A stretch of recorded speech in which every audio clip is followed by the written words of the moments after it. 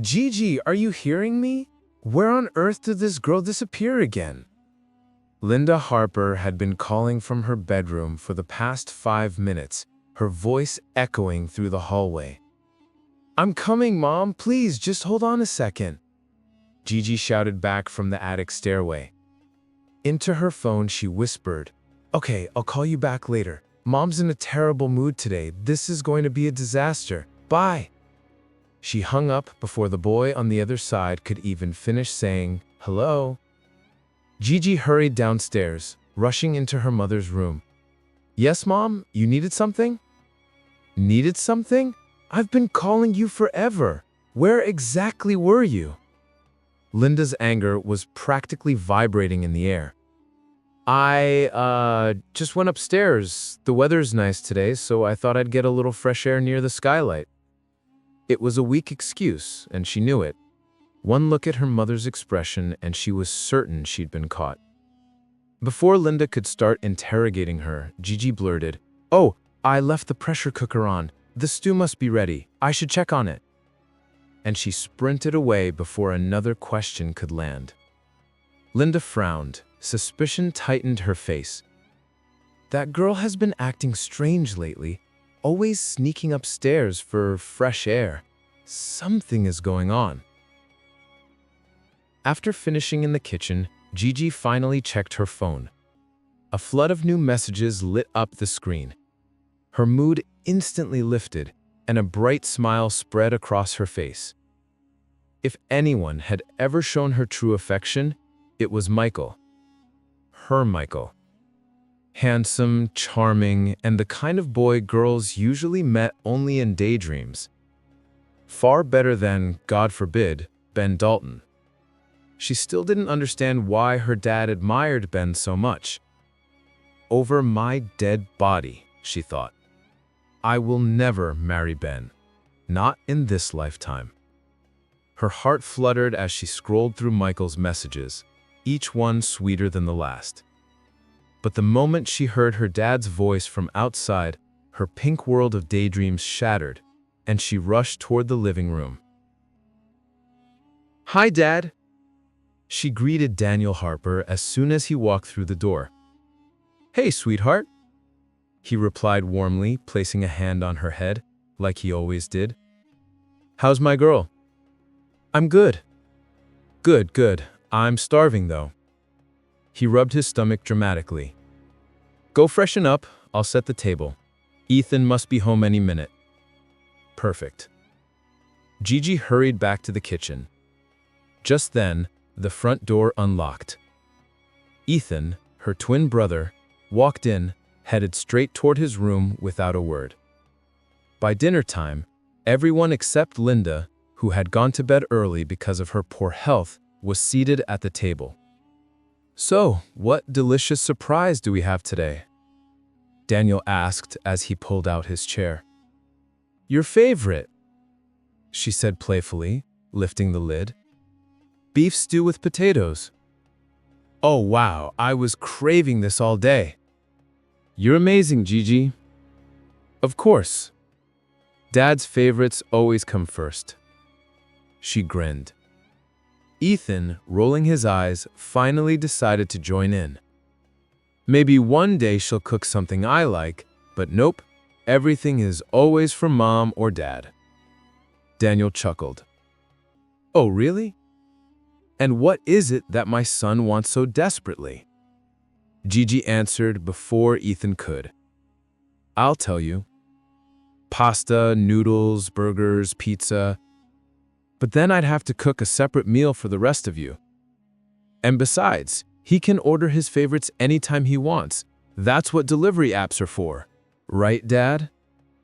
she teased, giving Ethan a victorious smirk. Ethan glared at her.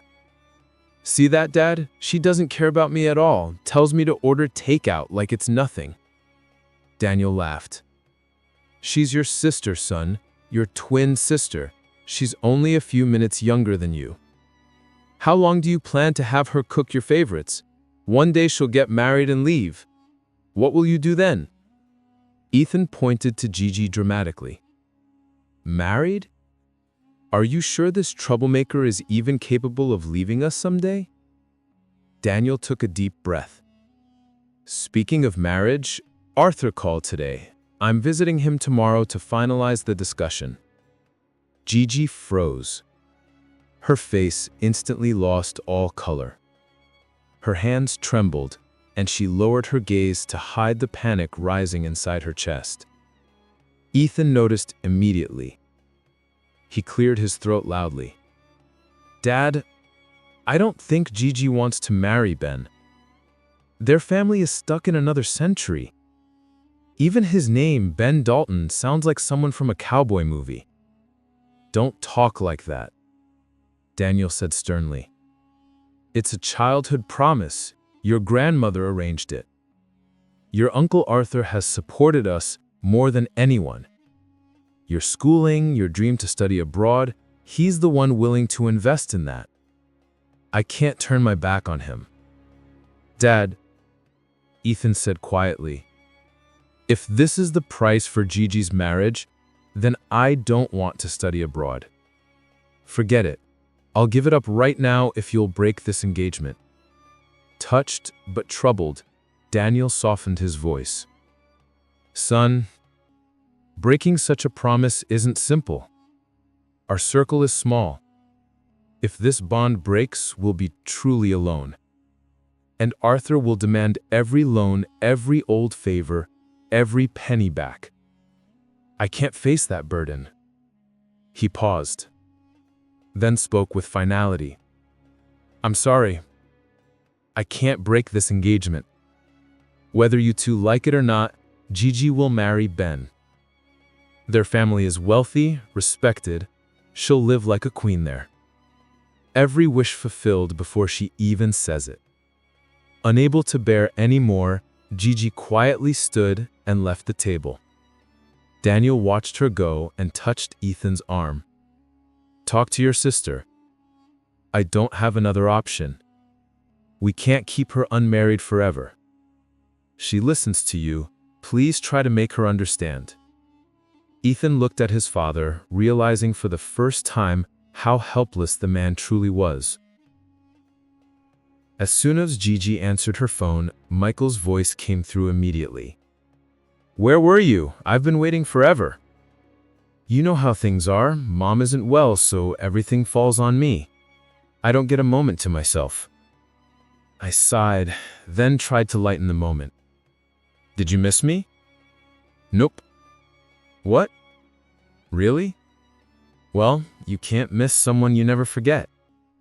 You're in my thoughts all the time. She smiled, her heart warming, only for a moment. But then her voice trembled. Michael, I don't think we can keep talking. We might have to end this. What? What are you talking about? No, don't ever say something like that again. He tried to laugh it off. Forget that. Tell me, did you talk to your parents? Not yet, she whispered. She didn't have the courage to tell him the truth. Not today. Maybe not ever. Because she knew the moment he found out, Michael wouldn't stay calm. For the past 6 months, Gigi had been in contact with Michael, the boy she met on Facebook. He lived in St. Louis, Missouri, and somewhere between their late-night conversations and endless voice notes, something had shifted. She couldn't even pinpoint the exact moment when it happened. But one day when Michael confessed that he had fallen in love with her, she felt something sharp and warm move inside her chest. That was the moment she realized she loved him too. Deeply, silently, completely. Michael often talked about his struggles, how he had been searching for a steady job ever since finishing his degree. He also mentioned his older brother. His brother, he explained, had to get married first. Only after that would his parents consider looking for a bride for him. Which meant even if she asked him to send his family to her home, he simply couldn't. So she never pushed him. But boys often ran out of patience faster than girls.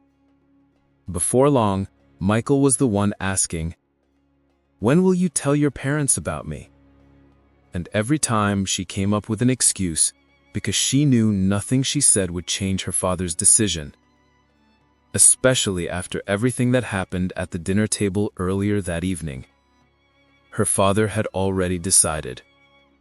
Her protest wouldn't matter. The only comforting thing tonight was Ethan, her twin brother. For the first time in her life, she saw him as her protector. Someone willing to throw away his dream of studying abroad, all for her. But even he was helpless in front of her father's debts and obligations. Maybe Dad isn't wrong, she thought weakly. Girls have always been sacrificed for family burdens. It's been happening for centuries. Just let me finish talking, she said softly. Okay, Michael replied. Tell me, what happened? And Gigi told him everything, from the dinner table discussion to her father's final decision. So, let me get this straight, Michael said finally. They're forcing you to marry that clown, the one you don't even like? You're just going to let them walk all over you like that? He sounded angry, desperate. This is 2025, Gigi. You're not some helpless girl living in the 1800s. You don't have to obey every order. You want me to rebel against my parents? She asked quietly. Yes, he said, without hesitation. Any parents who sacrifice their child because of their own stubbornness deserve to be stood up to. And after that, should I tell them the truth? That I want to marry someone I met online 6 months ago? Someone I've only seen in video calls? Someone they've never met? Even once? Her voice broke. No one would ever agree to that. Not my parents. Not anyone. And you're jobless, Michael.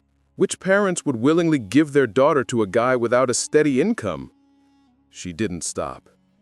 Everything she had been holding in, her worries, her fears, came pouring out uncontrollably.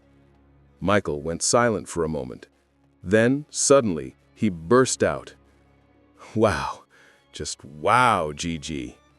So now, after 6 months, you suddenly remember all my flaws? After all the promises, after everything we said, you want to throw me away? Fine, go marry that one-eyed, ugly weirdo then, he snapped. She inhaled sharply. Do you think I'll be unemployed forever? Of course I'll get a job, and not just any job, a good one. And as for meeting, God knows how many times I offered to come to Cleveland to see you. You were the one who never agreed. He kept venting, his frustration overflowing. When he finally stopped, there was a long silence. Gigi wiped her eyes, breathing shakily. She was about to hang up when his voice came again, lower, trembling. Just answer one thing, he whispered. Did you ever love me, even a little? Or were you just amusing yourself? She froze, because the truth was painful. She loved him deeply, more than he could ever know. If you love me, Gigi, he said, voice weighted with emotion, then remember this. Love is stronger than everything. Without it, even palaces feel empty. But with love, even a tiny apartment feels like paradise. Her voice cracked. What are you trying to say? I'm saying just one thing, he replied firmly. Let's run away. She felt the ground disappear under her feet. What? Michael? Are you out of your mind? You think running away is a solution? Then tell me, he demanded. Do you have any other solution? Your family is going to marry you off to someone you hate.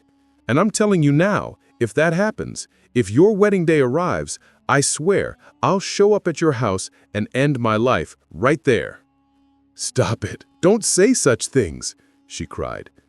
No, I won't stop. You have until tomorrow. Think about it and tell me your decision. Michael, listen. But the line had already cut. Tears blurred her vision. Her throat tightened. Her heart felt like it was tearing apart. On one side was her family, her parents, her brother. On the other was the man she loved more than herself. Whichever path she chose, she would lose something precious. "Daniel?" Linda called gently, while he fixed his tie in the mirror. "Are you going to Arthur's place today?"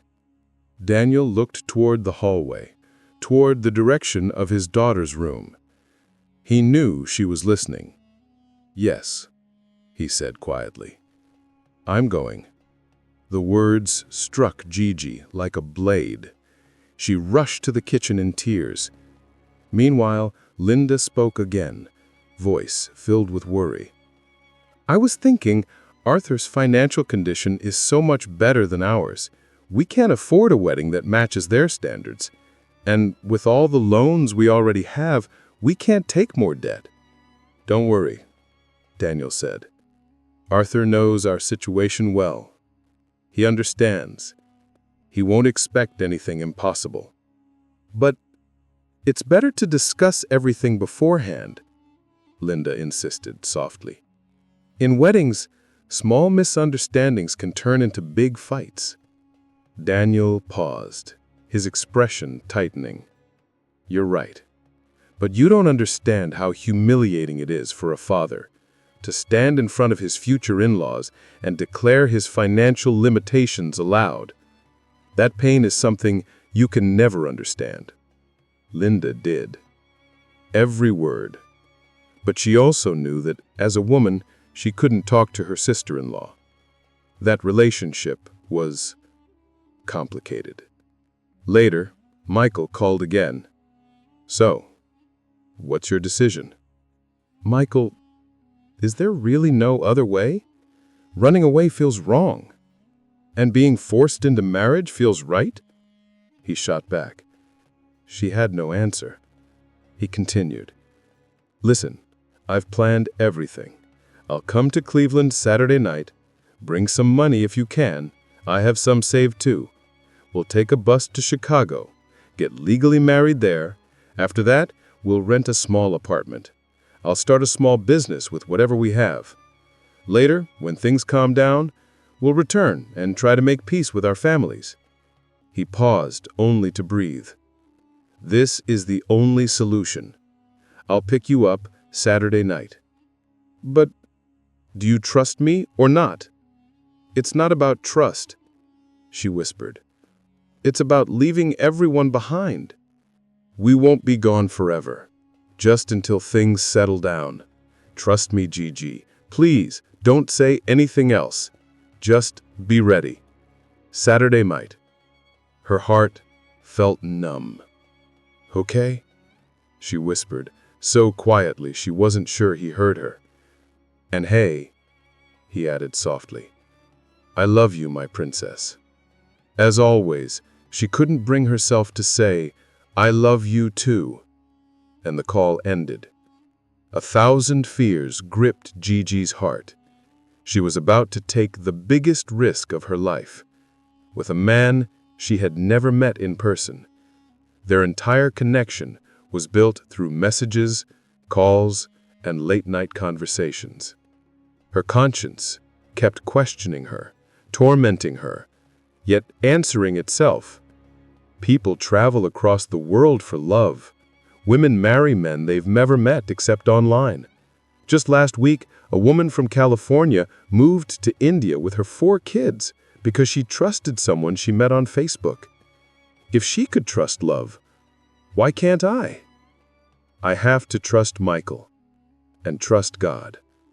But deep down, another wound was hurting her even more. She had trusted her brother, Ethan, believed that he would fight for her, protect her, find a way out. But even he had gone silent. He avoided her eyes now, guilt swallowing him whole. He wasn't choosing to stay quiet. He was powerless. "My poor brother," she whispered with a broken sigh. A haunting thought crawled into her mind like a cold black serpent. What if Michael leaves me halfway? What if he changes his mind?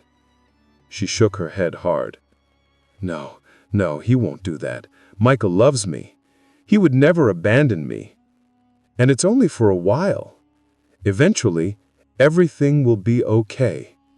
She kept comforting herself until exhaustion finally pulled her into a restless sleep. The night she dreaded, prayed not to live long enough to see, arrived. Everyone in the house slept peacefully, unaware that their daughter, their sister, the girl they raised with love and pride, was about to step into the unknown, leaving everything behind in search of love and freedom. Her hands trembled as she paced in her room. She had packed carefully. A few clothes, Linda's gold bracelets and earrings, the ones she had set aside for her future, some cash she had saved from her allowance, and her fear. The phone lit up. She answered instantly. Hello? "Hey, Gigi," Michael whispered. "I'm right by your street. A buddy loaned me his bike. Come quick." "Okay," she whispered and hung up. Her heart hammered violently as she pulled on a long black coat and hoodie that hid her face. She took one last look at her parents, at Ethan's sleeping face, and felt her chest crack open. A scream inside her said, "Don't go! Stop! Turn back!" Her phone rang again. Michael. She ignored it. She opened the front door quietly and slipped out, closing it slowly behind her. She stared at the house for a long moment, as if memorizing it one last time. This is it. Her life no longer belonged to her. She had surrendered everything to fate, to love. Then she stepped forward into the cold night. Michael had been waiting. He tried calling again, but she declined. Panic had started eating him alive. And then he saw her, wrapped in black like a shadow emerging from the dark. "Where were you?" he whispered sharply. "I thought you weren't coming." "I wish I hadn't," she said with a hollow sadness. "But I didn't have that choice. Let's go before I lose courage." Okay. He started the bike. "You packed everything?" "Yes." She gave him one quick glance, her first real look at him. But fear and shame kept her eyes lowered. She climbed onto the bike. It surged forward. Wind hit her face. The street behind her disappeared, along with her entire past. The road was empty, silent, cold. Gigi didn't speak. Not a single word. It felt like her soul had stayed behind at the doorstep of her home. Suddenly, the bike wobbled. Michael steadied it and pulled over. "What happened?" she whispered anxiously. "Flat tire. I think the back one." "What do we do now?" "We walk until we find someone who can help." He began pushing the bike. They had walked only a few steps when a taxi passed them, then slowed, then reversed towards them. The driver rolled down his window.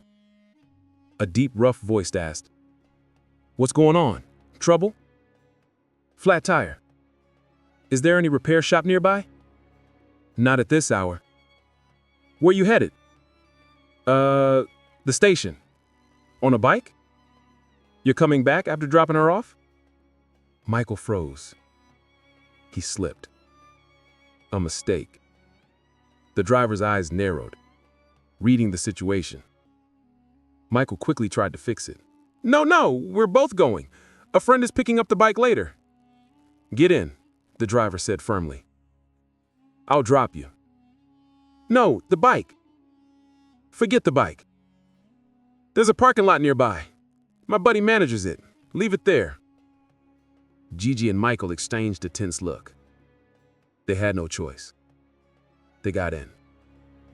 The driver made a call, arranged for the bike to be taken away. 20 long minutes passed in heavy silence.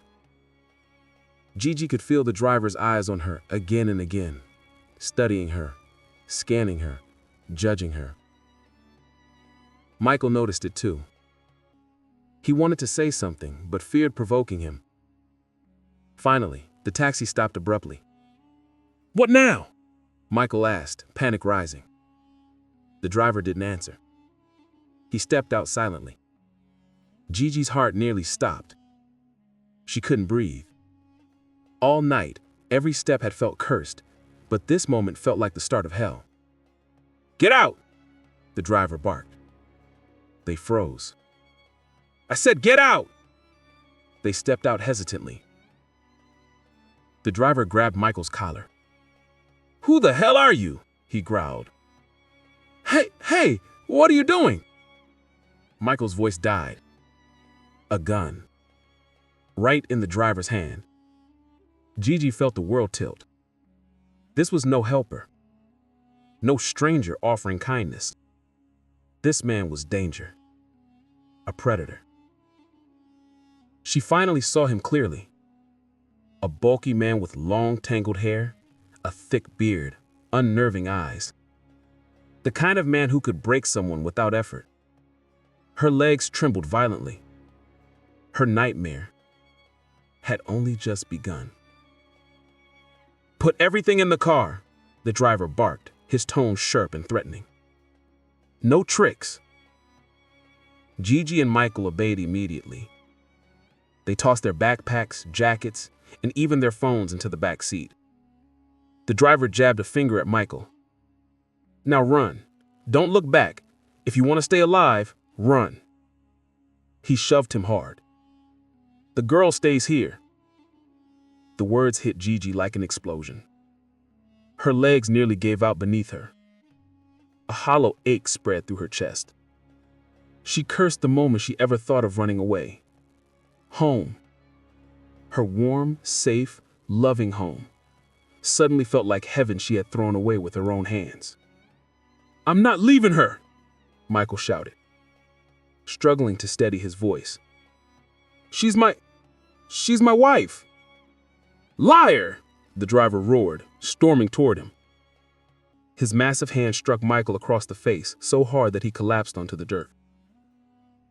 Gigi sank to the ground, shaking uncontrollably.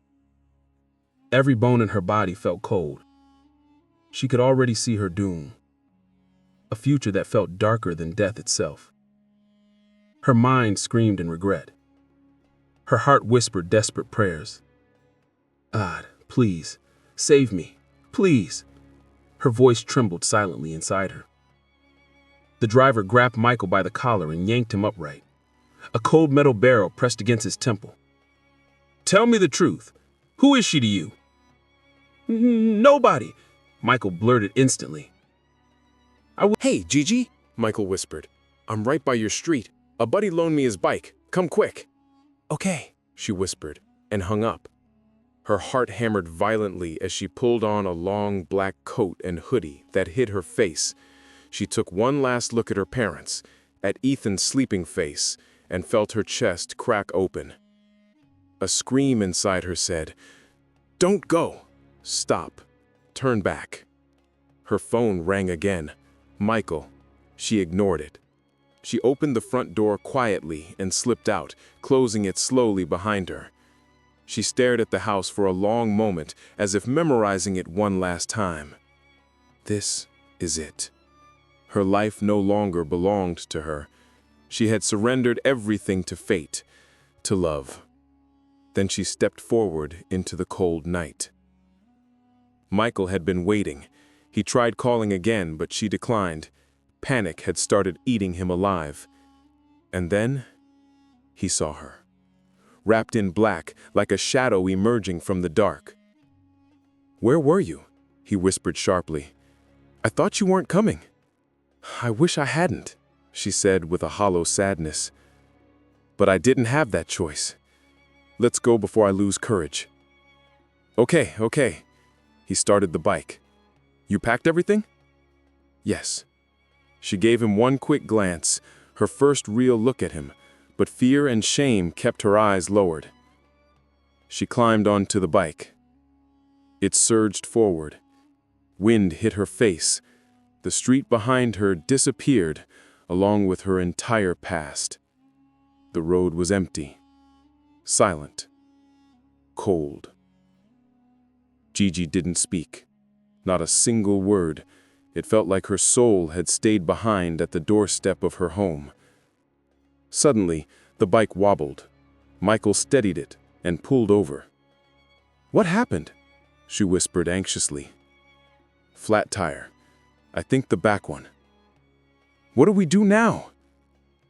"We walk until we find someone who can help." He began pushing the bike. They had walked only a few steps when a taxi passed them, then slowed, then reversed toward them. The driver rolled down his window. A deep, rough voice asked, "What's going on? Trouble?" "Flat tire. Is there any repair shop nearby?" "Not at this hour." "Where are you headed?" The station." "On a bike? You coming back after dropping her off?" Michael froze. He slipped. A mistake. The driver's eyes narrowed, reading the situation. Michael quickly tried to fix it. No, we're both going. A buddy is picking up the bike later." "Get in," the driver said firmly. "I'll drop you." "No, the bike." "Forget the bike. There's a parking lot nearby. My buddy manages it. Leave it there." Gigi and Michael exchanged a tense look. They had no choice. They got in. The driver made a call, arranged for the bike to be taken away.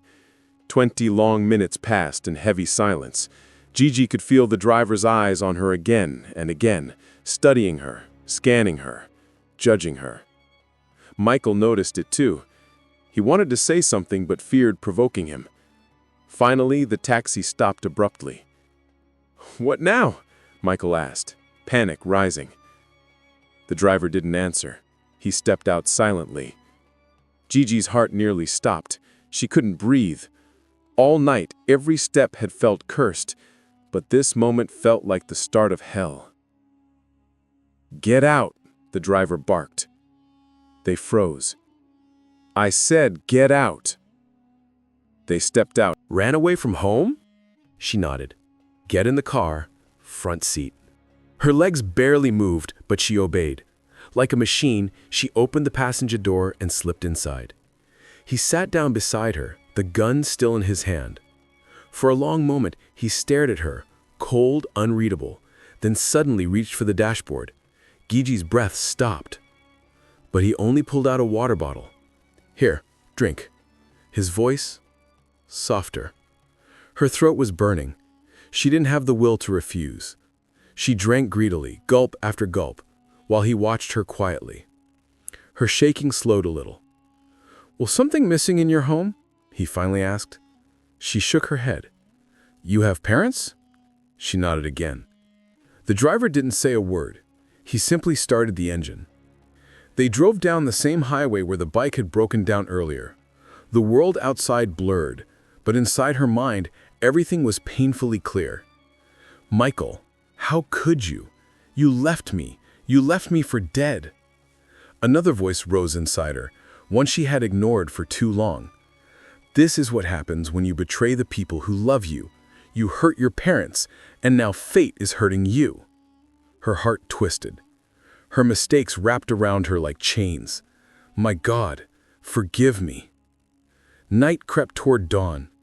The car slowed as they reached a deserted intersection. "Listen, kid," the driver said, his tone suddenly calm. She looked up, startled. "Where's your house?" Huh? She blinked, confused. "I'm asking where you live, your home."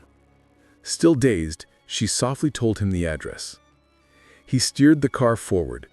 A few minutes later, she saw something she thought she would never see again. Her neighborhood, her street, her home approaching closer and closer. The driver pulled over near the sidewalk. He stepped out, lifted all her belongings from the back seat, and set them gently on the ground beside her. "Take your things," he said, "and go home." She stared at him, stunned beyond words. Her ears almost refused to believe what she heard. "Listen, kid," he continued softly. "Don't ever make a mistake like this again. God doesn't send help every time." Her lips shook. "So, you're just letting me go?" His voice trembled, the first sign of the man beneath the rough exterior. "I had a daughter once. Her name was Sierra. She ran away one night, just like you. I wish someone had taken her home that night." A tear glistened in his eye. "But no one did, and I've been searching these streets ever since. Every day I see girls ruining their lives the same way. So I try, at least once in a while, to save one." Gigi's eyes filled instantly. "You look like my Sierra. If she were alive, she'd say, 'Dad, I'm proud of you.'" He cleared his throat and stepped into his car. "Keep me in your prayers if you remember me. Now go. May God protect you. Goodbye, kid." "Goodbye, Dad," she broke. "Goodbye, Khan Baba." He nodded once, then drove away into the fading night. Gigi stood there until his car disappeared. Then, holding her bags close, she walked toward her home. Stepping inside, she peeked into each room. Her mother slept peacefully. Her father dozed with his glasses still on. Ethan lay curled on his bed, unaware of the nightmare she had lived tonight. They knew nothing. No one knew. Back in her room, Gigi collapsed to the floor. She bowed her head, and she cried. She asked God for forgiveness over and over with every tear. Soon, exhaustion dragged her to bed. When her father, Daniel Harper, was leaving for work, she handed him a folded note. "Please read this at work," she whispered. He nodded gently and left. That evening, he returned and handed a folded note back to her. "Read this when you have time," he said with a warm, knowing smile. Confused, she rushed to her room and opened it. Her father had written, "Gigi, in your letter you said you had no objection to marrying Brandon. You told me you were okay with it. But I no longer want this marriage. Your wedding will happen only where you, my daughter, want it to happen. I have refused the proposal. And do you know what gave me the courage today? A taxi driver. Yes, there are still good souls in this world, people who guide those who lose their way. I am proud of you, my daughter. Welcome home." Gigi ran straight into her father's arms, sobbing. He tapped her head lightly. "You're a strange girl," he teased, "crying even when you're happy." "Dad," she whispered, smiling through tears, "I'm just so grateful."